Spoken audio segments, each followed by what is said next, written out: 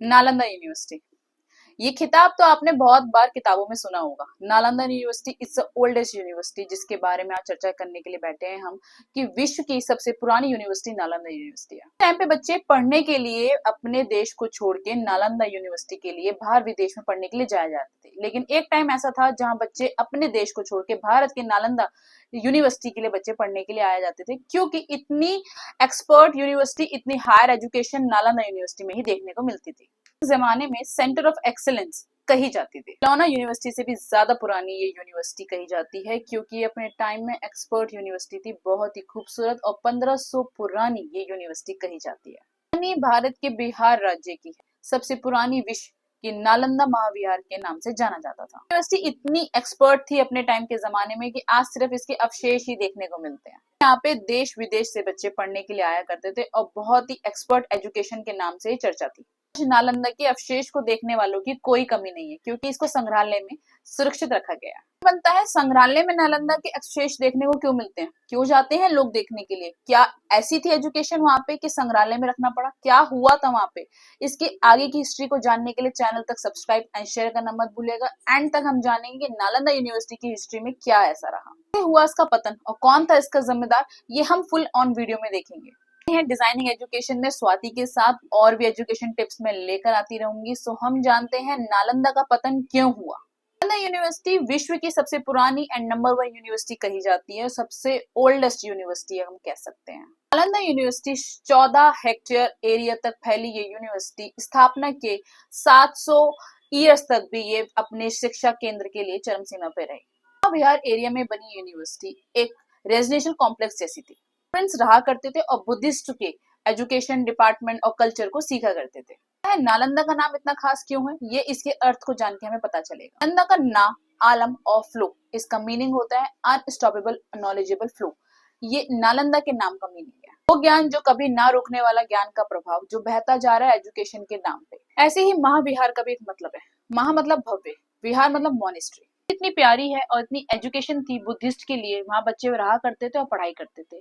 ऐसी top 3 universities अपने time पे चरम सीमा पर रही। 4th to 9th सेंचुरी में पहली रही तक्षशिला, दूसरी रही विक्रमशिला और तीसरी नालंदा यूनिवर्सिटी सबसे पहले आई, जो आज एक पाकिस्तान में लोकेटेड है। चाणक्य जो हमारे विश्व के अर्थशास्त्री और राजनीति के गुरु माने जाते हैं, वे तक्षशिला में बच्चों को पढ़ाया करते थे। माननीय भी एक संस्कृत श्लोक के या संस्कृत डिपार्टमेंट के टीचर रहा करते थे। विक्रमशिला जो यूनिवर्सिटी बिहार के भागलपुर जिले में यूनिवर्सिटी जो पाई जाती है, वहां पे भी इस तरह से एजुकेशन करवाई जाती थी। 8th सेंचुरी में इसे धर्मपाल जी ने स्थापित किया था। न केवल भारत से, यहाँ तक कि विदेशों से भी बच्चे यहाँ इस यूनिवर्सिटी में पढ़ने के लिए आया करते थे। ये भी एक बुद्धिस्ट यूनिवर्सिटी, ये बुद्धिस्ट कल्चर के फॉलो करने वाली एक यूनिवर्सिटी में ही मानी जाती थी। यूनिवर्सिटी की अगर मैं बात करूं तो पटना से 95 किलोमीटर दूर बिहार शरीफ में ये स्थापित है, और ये यूनिवर्सिटी की अगर मैं बात करूं वर्ल्ड यूनेस्को हेरिटेज में नाम इसका स्थापित है। सेंचुरी से लेके 1200 ईस्वी तक ये एक एजुकेशन का प्लेटफॉर्म बना रहा। पता है बुद्ध जी यहाँ पे कई बार आए थे और उन्होंने भी लोगों को ज्ञान दिया, तभी ये बुद्धिस्ट मॉनेस्ट्री के नाम से भी फेमस है। यूनिवर्सिटी की स्थापना 5th सेंचुरी में कुमार गुप्त ने गुप्त साम्राज्य के समय में बनवाया था। गुप्त साम्राज्य की अगर मैं बात करूं, गुप्त साम्राज्य नालंदा यूनिवर्सिटी के लिए बहुत ही अच्छा समय माना जाता है, और एजुकेशन के लिए बच्चे, स्कॉलरशिप के लिए बच्चे दूर दूर से यहाँ पढ़ने के लिए आया करते थे। ये यूनिवर्सिटी आर्ट, साइंस, लिटरेचर की फील्ड में बहुत ही सुनहरा समय के एजुकेशन डिपार्टमेंट में बच्चे पढ़ने के लिए आया करते थे। इन तीनों डिपार्टमेंट से जाता है गुप्त काल भारत के लिए गोल्डन एज का फॉर्म भी रही। आता है भारत की तरक्की एजुकेशन डिपार्टमेंट में नालंदा यूनिवर्सिटी के कारण ही हुई, और बहुत दूर से जो बच्चे पढ़ने के लिए आ रहे थे और बुद्धिस्ट को कल्चर को फॉलो कर रहे थे, एजुकेशन डिपार्टमेंट में नालंदा यूनिवर्सिटी का बहुत नाम विख्यात हो गया और सुनहरा समय कहा जाने लगा। यूनिवर्सिटी में एजुकेशन डिपार्टमेंट में सारे कल्चर्स को फॉलो किया जाता था, रहने, खाने, पीने। एजुकेशन में एक लाइब्रेरी, जो बहुत बड़ी लाइब्रेरी नालंदा यूनिवर्सिटी के फॉर्म में मिली देखने को, बच्चों को पढ़ने की शिक्षा का केंद्र बना। किंग अशोक ने इस नालंदा यूनिवर्सिटी में मठ, विहार और बहुत से टेम्पल्स बनवाए, ताकि बच्चों को अच्छा ज्ञान मिल सके और शिक्षा का केंद्र बन सके। नालंदा यूनिवर्सिटी के अवशेष देखने को मिले। क्या हुआ ऐसे? 7th सेंचुरी के बुद्धिस्ट मॉन्क थे, जिन्होंने अपनी किताब में नालंदा यूनिवर्सिटी के बारे में समझाया और बताया, तभी हम जान पाए नालंदा यूनिवर्सिटी के बारे में कि वो अपने समय में चरम सीमा पे जो थी वो किस तरह से थी और किस तरह से बच्चों को एजुकेशन प्रोवाइड कर रही थी यूसेंग के जरिए। का टाइटल था the great king dynasty record of the western religions, जिसमें उन्होंने नालंदा यूनिवर्सिटी के बारे में विस्तार से बताया। हम जान पाए गुप्त साम्राज्य और पाल एम्पायर के समय में हमारा नालंदा यूनिवर्सिटी में किस तरह से बच्चे पढ़ते थे और कितने बच्चे पढ़ते थे। 10,000 स्टूडेंट्स और 2,000 टीचर्स हुआ करते थे। ये यूनिवर्सिटी लाल ईंट पत्थर से बहुत ही भव्य बनी हुई थी। इसका आर्किटेक्चर जो था बहुत ही खूबसूरत देखने को मिला। कंपाउंड में कई स्तूप और क्लासरूम और बहुत ही सुंदर टेंपल हुआ करते थे। सुंदर मेडिटेशन हॉल्स भी हुआ करते थे। कंपाउंड में बहुत ही खूबसूरत बुद्धिस्ट की मूर्ति और मॉन्क के लिए स्थापना करने के लिए, पूजा करने के लिए एक बड़ा कंपाउंड होता था और झील, भव्य पेड़ देखने को मिलते थे इस कंपाउंड में। बाहर से देखने में ये कुछ किले जैसा दिखाई देता था जो बहुत ही खूबसूरत स्तूप नजर आते थे। इसका जो कंपाउंड था 8 सेक्शंस में डिवाइड था और इसके जो गार्डन थे बहुत ही खूबसूरत देखने को मिलते थे। यूनिवर्सिटी में 300 से अधिक बच्चों के रहने की सुविधा थी। यहाँ तक कि मैं बात करूँ, टीचर्स के पढ़ाने के लिए एक ऊंचा स्टेज बनाया जाता था। बच्चे नीचे बैठते थे। 32 अबव स्टूडेंट्स एक क्लासरूम में बैठा करते थे और एजुकेशन लेते थे। रहने खाने की पूरी व्यवस्था होती थी। यहाँ तक कि बच्चों को इस कॉलेज में नाम मिलना बहुत मुश्किल होता था। स्कॉलरशिप के लिए बहुत प्रैक्टिस करनी पड़ती थी। अगर मैं कहूँ तो एंट्रेंस टेस्ट होता था, तभी जाके बच्चों की सीट में मिल पाती थी इस नालंदा यूनिवर्सिटी में। नालंदा यूनिवर्सिटी बहुत ही एजुकेशन प्लेटफॉर्म में चरम सीमा पे रही, ये तो हमें क्लियर हो गया। लेकिन नालंदा यूनिवर्सिटी के लिए पढ़ने के लिए जो लोग आते थे, उसका रीजन एक अहम भूमिका जो निभाई पुस्तकालय ने निभाई। वहाँ के 9th मंजिला की एजुकेशन डिपार्टमेंट और लाइब्रेरी नालंदा यूनिवर्सिटी के लिए बच्चे पढ़ने के लिए आया करते थे, क्योंकि यहाँ पे पढ़ने करने का खजाना देखने को मिला। बच्चों के पढ़ने का एक अहम भूमिका निभाई पुस्तकालय ने। पुस्तकालय का नाम था धर्मकुच, जिसका मतलब होता है सत्य का पर्वत। से अधिक यहाँ पे किताबें देखने को मिलती थी। साइंस, आर्ट, लिटरेचर, उपनिदेशों, संस्कृत, सारे ज्ञान का भंडार इस पुस्तकालय में देखने को मिला। यूनिवर्सिटी पे कई हमले हुए, कई बार जो राजनीतिक हमले रहे तो कई बार उसकी लूटपाट, क्योंकि नालंदा यूनिवर्सिटी बच्चों का एक प्लेटफॉर्म बन गया एजुकेशन डिपार्टमेंट में, और यही उसकी खूबी उसके लिए जानलेवा साबित हुई। नालंदा यूनिवर्सिटी पे 3 हमले हुए। 455 से एडी से लेकर 475 एडी के बीच में हुणों ने हमला किया गुप्त साम्राज्य के समय में। समुद्रगुप्त गुप्त साम्राज्य का शासन हुआ करते थे उस समय हुणों ने हमला कर दिया। साउथ एशियाई ग्रुप था, जिसमें ये क्षति भी बहुत हानिकारक नहीं रही नालंदा यूनिवर्सिटी के लिए। स्कंदगुप्त ने नालंदा यूनिवर्सिटी को फिर से रिपेयर करवा दिया। अगर मैं कहूँ तो पुस्तकालय जो क्षति हुई थी, चोरी हुई थी, उसको रिपेयर करवा दिया स्कंदगुप्त ने। और ये दूसरा हमला रहा 7th सेंचुरी में राजा गोदास और हर्षवर्धन के बीच में रहे।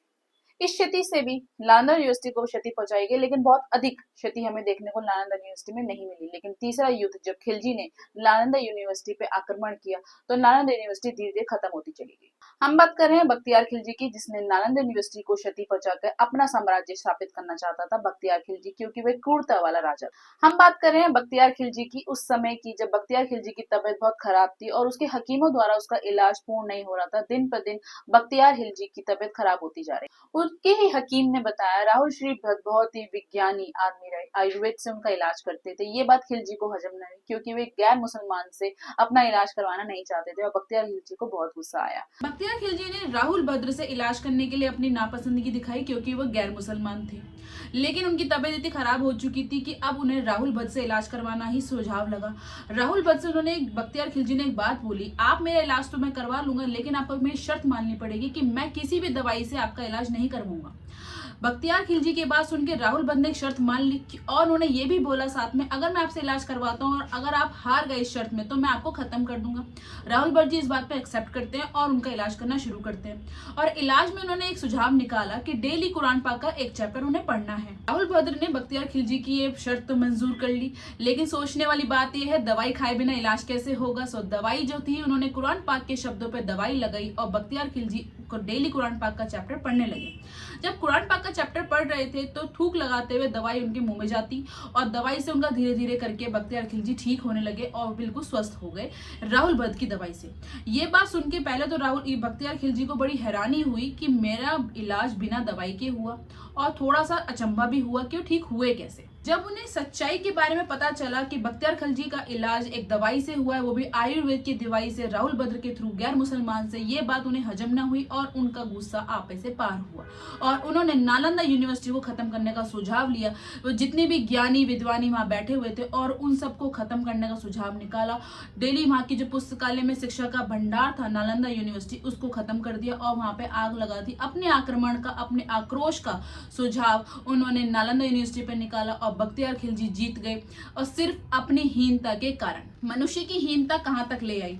बख्तियार खिलजी की नफरत ने, उनका जिसने इलाज किया राहुल भद्र की, इस बात से प्रसन्न होने के बजाय वो तो गुस्सा हो गए और नालंदा यूनिवर्सिटी को खत्म कर दिया और सारे विद्वानों का जो पढ़ाई का शिक्षा स्थल था उसको खत्म कर दिया।